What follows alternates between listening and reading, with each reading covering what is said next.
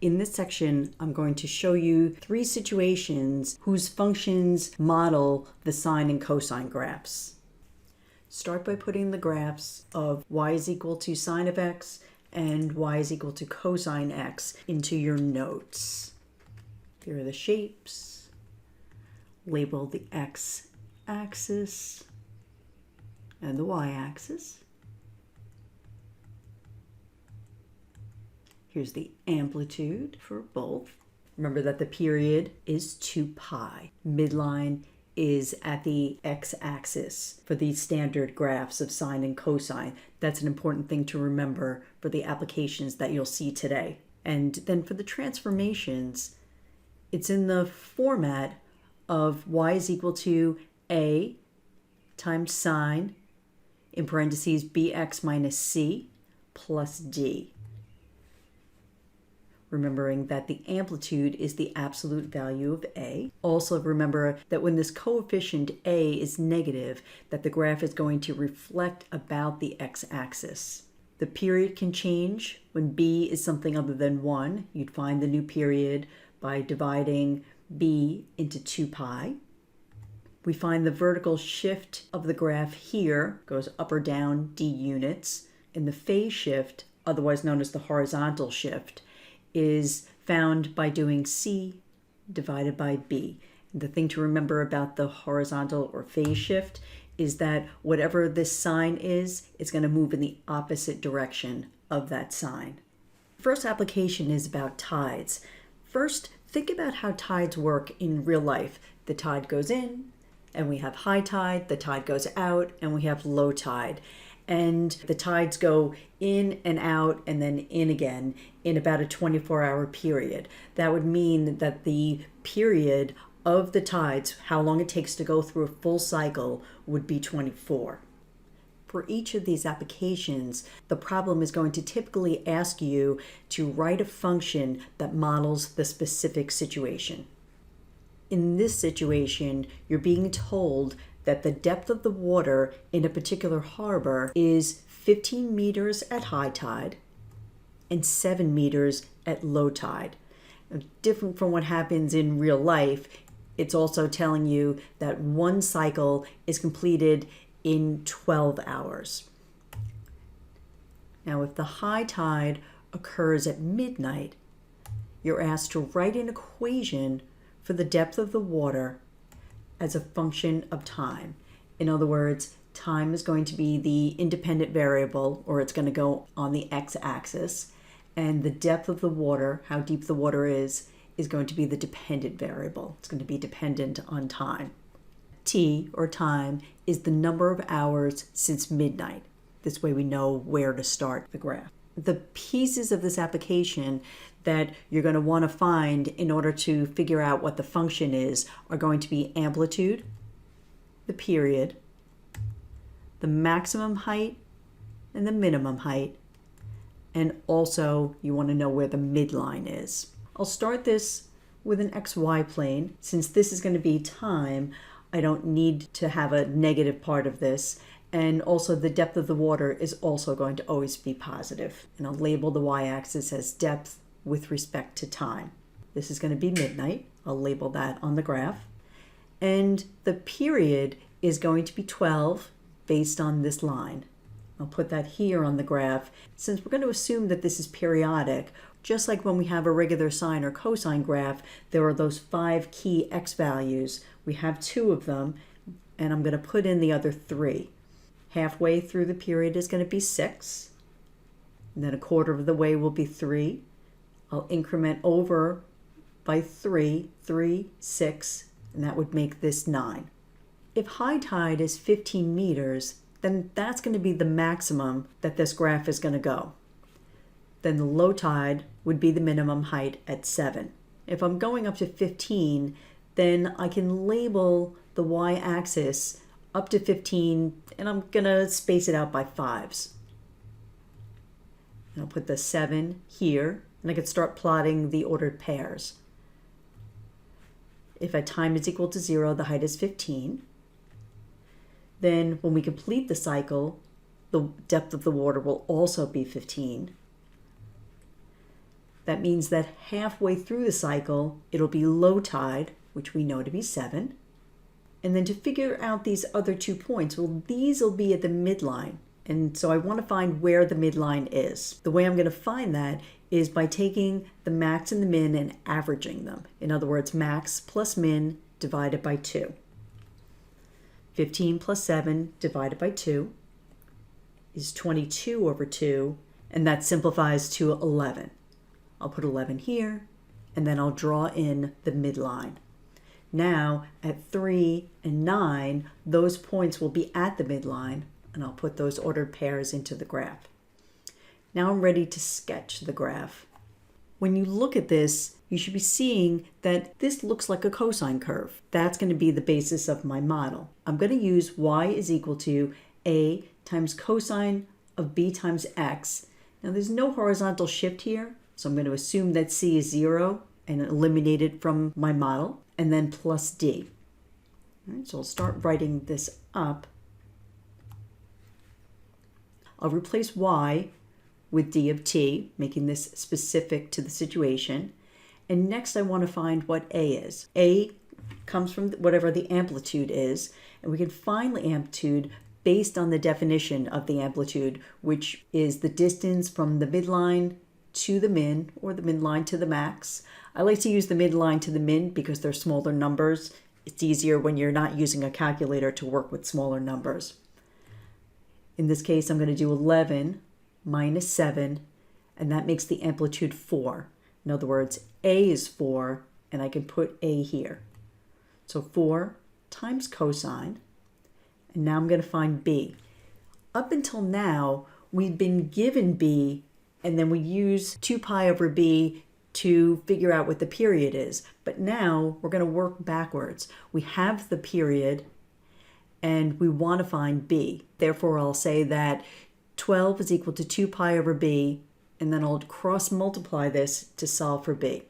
12b equals 2 pi, divide both sides by 12, b is equal to 2 pi over 12, and then I'll reduce this, b is pi over 6. I'll put that over here. Notice how when I'm writing this now, again, I'm making the x specific to the situation. We have t on the x-axis, and therefore inside of the parentheses, it'll be pi over 6 times t. Finally, I'll find what d is. D represents the vertical shift. And the way that you're going to find that, remember how I said that normally the midline is at the x-axis, and therefore you can find the vertical shift by figuring how far the midline shifted from the x-axis. In this case, it shifted 11 units. So we can say that whatever the midline is what d is. And therefore, I can say that this is plus 11. The final function for this situation would be d of t equals 4 times cosine of pi over 6t plus 11. The only thing that I want you to take away from this video, you only have to watch the first 30 to 45 seconds of it. You can even watch it on mute. All I want you to see is how this model works. He's going to pull the weight and put it into motion, and then it's just going to oscillate back and forth from the maximum distance to the minimum distance. In this situation, you have a weight attached to a spring. In this case, the fixed object is the ceiling. You're also told that at rest, the weight is hanging 40 centimeters from the ceiling. And when the weight is pulled down from that point of rest 10 centimeters and then released, the spring is being set into motion, and it's going to move in a way that models the periodic function as you saw in the video. It's going to take 2 seconds for it to go from the resting point to the maximum distance from the ceiling. You're asked to write an equation for the height from the ceiling as a function of time. And like you did in the previous example, you'll need amplitude, period, maximum distance, minimum distance, and the location of the midline in order to find the function. I'm going to draw a rudimentary picture. Here's the ceiling, here's the spring, and here's the weight. At rest, the weight is 40 centimeters from the ceiling, and when the weight is pulled down, it's going to be 10 centimeters further away from the ceiling, which is going to make the maximum distance be 50. Then by the nature of the periodic function, when it springs back, it's going to spring back to this minimum distance, and there's going to be symmetry here. If it's released out 10 centimeters, it's going to spring back towards the ceiling 10 centimeters from rest. Therefore, you can say that the minimum distance is 40 minus 10, which is 30. The rest position is where the midline will be. The midline will be at 40 centimeters. We'll set when the weight is at rest and time is equal to 0. I'm going to set the 5 points on the graph starting with time is equal to 0. And then after 2 seconds, because it goes from rest to the max, therefore we can assume that to go from here to here takes 2 seconds. This will be the increment. After 2 seconds, we'll be at the max of 50. Then after another 2 seconds, it's going to go back to the midline. After another 2 seconds, when time is equal to 6, it'll go to the minimum. And then to complete the cycle, it'll go back to the resting point. Since the cycle ends at 8, the period is going to be 8. And I'll plot this. Here's the minimum 30, 40, 50. Then on the x-axis, we'll go from 0 to 8. Halfway through the period is 4. Then we have 2 and 6. Next, I'll plot the ordered pairs onto the plane. There's 0, 40, 2, 50, 4, 40, 6, 30, and 8, 40. And then I'll sketch in the graph and see how, in this case, this is a sine curve. Therefore, I'll use this as my base. I'll start by rewriting y as the function d of t. Next, I'll find the amplitude. I'll draw in the midline, and you can see 40 minus 30 gives us an amplitude of 10. I'll put that here along with the sine. Next, I'm going to find b from the period. 8 is equal to 2 pi over b. Cross multiplying gives me 8b equals 2 pi. Dividing both sides by 8 gives me b to be 2 pi over 8 or pi over 4. Then what's inside of the parentheses becomes pi over 4 times t.